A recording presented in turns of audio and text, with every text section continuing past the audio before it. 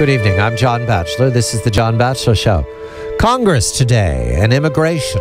That is fresh in the debate, not in the Senate, where we have distinguished voices, but that looks to be done, or at least the Rubio Gang of Eight part. In the House, dominated by the Republican majority, and that's why David Drucker and John Funda, the National Review Online, also joins. David Drucker of Roll Call, who writes the Goppers column, is here to reveal what we know about the plans in the House to go forward with immigration. David, good evening to you. When last we spoke, this is a serial adventure. When last we spoke, the recommendation in the House was to go slow, small bites. I see now that the House is proceeding in that manner, if I read the headlines correctly. Mr. Goodlatte is critical to this debate because Robert W. Goodlatte, he is the House Judiciary Chairman. What do small bites mean to Mr. Goodlatte this week as opposed to last week? Good evening, David.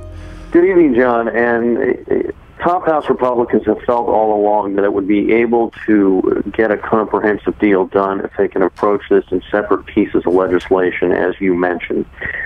So last week, Chairman Goodlatte, who is the former agriculture chairman, who's a former one-time immigration lawyer, dropped one bill having to do with modernizing the visa program to create a updated guest worker program, and another bill by Lamar Smith, an immigration hardliner from Texas, to build an E-Verify system that's supposed to prevent employers from having an excuse to hire illegal or undocumented immigrants. Those two bills were dropped. They're going to get a general hearing. They're not fast-tracked, and I think there are two things happening here. I think Mr. Goodlatte wants to get the show on the road here with immigration reform in terms of what the House is going to consider and how it's going to proceed. I think there are also two other messages sent here. One message is sent to the House Gang of Eight that it's about time you get your bill out so that we can start to hold hearings and consider the various parts of it. The other message is that neither Republican leaders or the House Judiciary Chairman want the House Gang of Eight to be able to set the terms of the debate only. In other words, whatever they produce, that's what we're going to debate about and nothing else. And so what Mr. Goodlatte is saying is, if you've got an idea, propose a bill and we'll hear it. And then at some point they'll start to decide what's actually going to get a markup, meaning a hearing as well as a process where you pass it out of committee and send it to the floor. David, there's some language here, if I follow your blog, Gopper's blog carefully, that have been that dropped already by Mr. Goodlatte. Market-driven and farmer-friendly. What is that all about? Well, part of fixing or overhauling U.S. immigration law involves updating the visa program where, U.S.-based companies can have access to foreign workers. That's both an issue for high-tech companies who need access to foreign high-skilled workers, and what their advocates in Washington say is they do not have enough of these workers, and if they are not able to get more, they're going to have to relocate or expand in other countries to get more of these high-skilled workers. By the same token, there are low-skill industries, such as farming, such as agriculture, that need access to more workers because, as they put it, these are jobs that Americans will not do.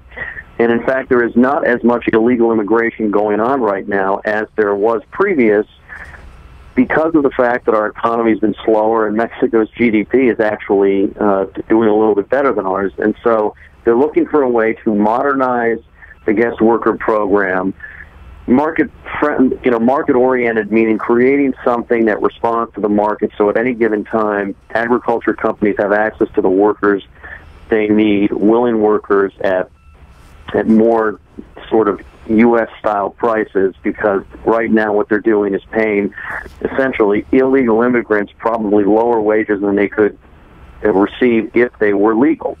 So they want to make this easy for the ag companies, easy for the farmers, and also driven by market forces. Mr. Fund, good evening to you. The Gosnell trial. Dr. Kermit Gosnell of Philadelphia is on trial. He's charged with murder. And the question here has to do with the media as well as the trial. In your most recent column in the National Review Online, you point to J.D. Mullane of the Bucks County Courier-Times. Mr. Mullane took the famous photograph of the empty benches. I'm told the last time I spoke to J.D. that the benches are filled now. That doesn't, however, answer the question about why this case is such a puzzle for national media. Is there one explanation, John, or does this go in many directions? Well, Fox News just took a poll which asked Americans what they thought, and 41% thought the lack of coverage was due to media bias. I think 28% because it was a local crime story. I think 17% because it was simply too grisly. Of those who know about the case, and that's only a third of Americans have ever heard of Gosnell, 57% think it's media bias. I think that the narrative of Gosnell is dangerous because there are lots of abortion clinics in the country that may have unsanitary or unsafe practices, and many states don't conduct regular inspections, as Gosnell didn't have them. In fact, in the New York Post on Sunday, a very, very searing story by Kyle Smith about a hidden camera interview with a worker at an abortion clinic in the Bronx, where she basically tells people, you know, if you give birth at home, flush it down the toilet. You don't want it. John, I've heard anecdotally, because I've yet to see the reporting, that there are stories. J.D. Mullane told me that he was listening in on a woman talking about trouble in Alabama. I also know there's a reporter working on trouble in Florida.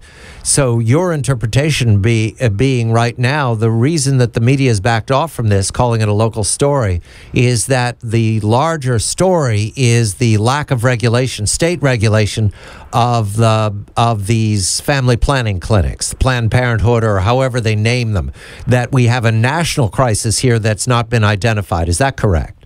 Yes, but you know, even the local story angle as to why there was no coverage doesn't hold up.